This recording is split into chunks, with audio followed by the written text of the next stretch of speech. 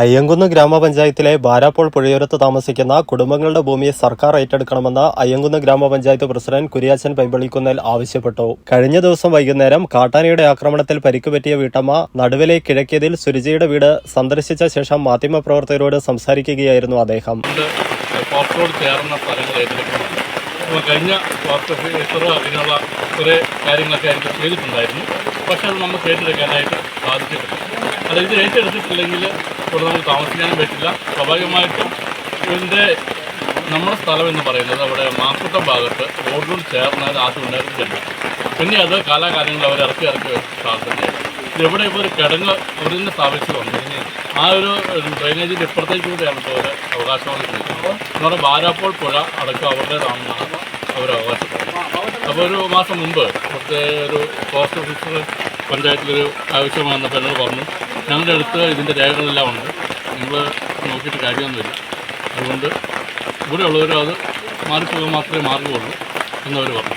അപ്പോൾ എന്താ വെച്ചാൽ ഇക്കാര്യത്തിൽ എനിക്ക് പറയാനായിട്ടുള്ളത്, നമ്മുടെ റവന്യൂ അധികാരികൾ, നമ്മുടെ ഗവൺമെൻറ് ഇക്കാര്യത്തിലൊരു നിലപാട് കാണിക്കുന്നില്ല. എന്ന് പറഞ്ഞാൽ അത് ഏറ്റെടുക്കണം, നമ്മൾ ഏറ്റെടുക്കണം, ഇത് നമ്മുടെ സ്ഥലമാണ്. കേരളത്തിന്റെ റവന്യൂ ഭൂമിയിൽ ദുരിതമനുഭവിക്കുന്ന കുടുംബങ്ങളെ അടിയന്തരമായി പുനരധിവസിപ്പിക്കണമെന്ന് അദ്ദേഹം ആവശ്യപ്പെട്ടു.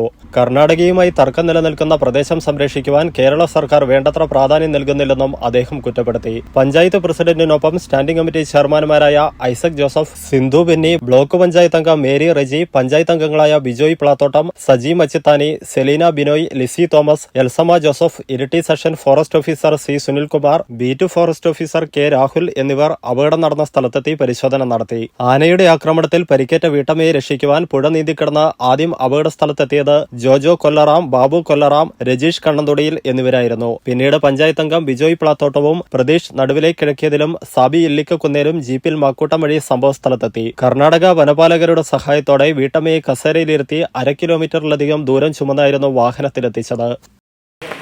കർണാടക വനത്തിൽ ഉരുളുപൊട്ടിയപ്പോൾ ഇവരുടെ സ്ഥലത്തും വീടിൻ്റെ മുറ്റത്ത് വരെ വെള്ളം കയറി അവർ വലിയ അപകടാവസ്ഥയിലായിരുന്നു. അന്ന് പഞ്ചായത്തും തഹസീൽദാർ അടക്കം ഇടപെട്ടിട്ടാണ് ഇവർക്ക് വേണ്ടുന്ന സഹായങ്ങൾ ചെയ്തു കൊടുക്കുകയും അന്ന് സർക്കാരിന് ചെറിയൊരു സഹായമാണ് അവർക്ക് കിട്ടിയിട്ടുള്ളത്. അങ്ങനെ ഇവർ മാക്കോട്ടത്ത് ഒരു കുമ്മട്ടിയൊക്കെ ആക്കിയാണ് ജീവിച്ചു പോയിക്കൊണ്ടിരിക്കുന്നത്. അപ്പോൾ ഈ സുരിച്ച എന്ന് പറയുന്ന ചേച്ചി അവിടെ കച്ചവട സ്ഥലത്ത് തന്നെയാണുള്ളത്. അങ്ങനെയാണ് അവർ ജീവിച്ചു പോയിക്കൊണ്ടിരിക്കുന്നത്. അപ്പോൾ ഇവരെ സംബന്ധിച്ചിടത്തോളം അതുപോലെ തന്നെ ഞങ്ങൾ ജനപ്രതിനിധികളെ സംബന്ധിച്ചിടത്തോളം ഒരു വലിയൊരു ആശങ്കയാണ് ഇവരെ സംബന്ധിച്ചിടത്തോളം. കാരണം ഇവിടെ പല കുടുംബങ്ങൾ താമസിച്ചിരുന്നു. ശിശുപാലൻ എന്നൊരു വ്യക്തി ഇവിടെ താമസിച്ചിരുന്നതിൻ്റെ തൊട്ടടുത്ത വീട് പുള്ളി കഴിഞ്ഞ 2 വർഷത്തോളമായി ഫോറസ്റ്റിൽ കൂടെ നടന്നു പോയപ്പോൾ തന്നെ മരിച്ചു കിടക്കുകയാണ് ചെയ്തത്. അതുപോലെ തന്നെ ഇപ്പം ഭരതൻ എന്ന വ്യക്തി അവിടെ താമസിക്കുന്നുണ്ട്. അവിടെ കുഞ്ഞു പിള്ളേരും ഒക്കെ ആയിട്ട് താമസിച്ചുകൊണ്ടിരിക്കുകയാണ്. അപ്പോൾ ഇവരുടെ എല്ലാം കാര്യത്തിൽ സർക്കാർ അടിയന്തര ഇടപെടലുണ്ടാവണമെന്നാണ് എനിക്ക് സൂചിപ്പിക്കാനുള്ളത്. കാരണം ഇത് കർണാടക വനത്തിൻ്റേതാണെന്ന് പറയുകയും എന്നാൽ ഇത് കേരള സർക്കാരിന് നികുതി കെട്ടിക്കൊണ്ടിരിക്കുന്ന ഭൂമിയാണ് ഇവരുടെ കൈവശമുള്ളത്. അപ്പോൾ ഇതിനൊരു അടിയന്തര ഒരു നടപടി സർക്കാരിൻ്റെ ഭാഗത്തുനിന്ന് ഏറ്റവും വേഗം തന്നെ ഉണ്ടാവണമെന്നാണ്. അതോടൊപ്പം തന്നെ അവർക്ക് വേണ്ടുന്ന സഹായം, സാധാരണക്കാരിൽ സാമ്പത്തിക സഹായം എത്രയും പെട്ടെന്ന് നൽകുകയും ചെയ്യണമെന്നാണ് എനിക്ക് സൂചിപ്പിക്കുന്നത്. ഞാൻ ഇവിടെ ജനിച്ചു വളർന്നതാണ്. പിന്നെ അച്ഛനും അമ്മയും ആലപ്പുഴയിൽ നിന്ന് വന്നതാണ്.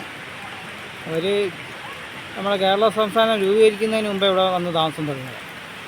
ആനയുടെ ഉപദ്രവം എങ്ങനെയുണ്ട്? ആനയുടെ ഉപദ്രവം സ്ഥിരമുണ്ട്. ഞങ്ങളെല്ലാം ഓടിക്കുന്ന പല പ്രാവശ്യം ഞങ്ങൾ തലമുടിനാടിൻ്റെ വ്യത്യാസത്തിലൊക്കെ രക്ഷപ്പെട്ടു വരികയാണ്. ഇപ്പം നിങ്ങളും ഇവരും ഈ പുള്ളിക്കാരൻ മാത്രമല്ല അവിടെ താമസിക്കുന്നത്? ഞങ്ങൾ 2 പേര് താമസിക്കും.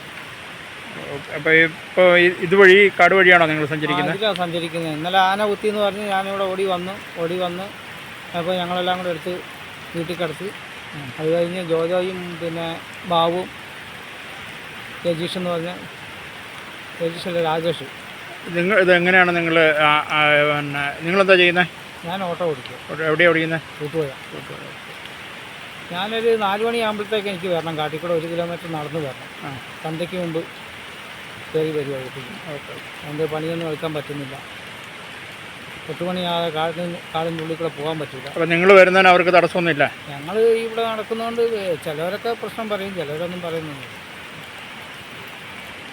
പ്രൊഫഷണൽ തൊഴിലധിഷ്ഠിത വിദ്യാഭ്യാസ രംഗത്ത് 10 വർഷത്തെ പ്രവർത്തന പരിചയമുള്ള പുഷ്പാരാം സെന്ററിൽ പ്രവർത്തിക്കുന്ന സെന്റ് ആന്റണീസ് കോളേജിൽ SSLC, +2, ഡിഗ്രി കഴിഞ്ഞവർക്കായി nursing assistant, DMLT, hotel management, hospital administration, bartending എന്നീ കോഴ്സുകളിലേക്കുള്ള അഡ്മിഷൻ ആരംഭിച്ചിരിക്കുന്നു. നിങ്ങളുടെ തൊഴിൽ എന്ന സ്വപ്നം യാഥാർത്ഥ്യമാക്കുവാൻ സെന്റ് ആന്റണീസ് കോളേജിലേക്ക് സ്വാഗതം ചെയ്യുന്നു. പഠനത്തോടൊപ്പം സൗജന്യ സ്പോക്കൺ ഇംഗ്ലീഷ് കോഴ്സ്, മികച്ച പ്രാക്ടിക്കൽ ലാബ്, പ്രവർത്തന പരിചയമുള്ള അധ്യാപകർ, മികച്ച ക്യാമ്പസ് സൗകര്യം, കലാകായിക മത്സരങ്ങൾ, സ്റ്റഡി ടൂർ, 100% പ്ലേസ്മെന്റ് അസിസ്റ്റൻസ് എന്നിവ ഞങ്ങളുടെ പ്രത്യേകതകളാണ്. അവർ ഹെൽപ്പ് ലൈൻ നമ്പേഴ്സ് 7025 302608, 8078 957505.